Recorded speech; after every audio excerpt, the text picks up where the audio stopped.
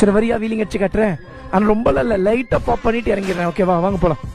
அங்கே முன்னாடி போய் இப்போ நில்லுங்க, வீடியோ எடுத்துட்டு போங்க. அந்த லாங் ரோட்டில் நில்லுங்க, நான் இப்போ வந்து வீலிங் அடிச்சு காட்டுறேன்.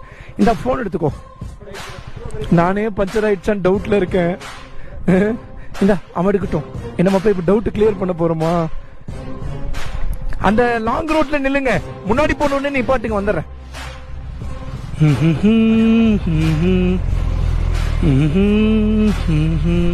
பஞ்சரான டயர் வச்சுட்டு இந்த இது தேவையான்னு என் மனசுலயே ஓடுது.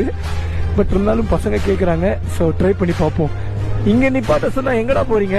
வீடியோ எடு.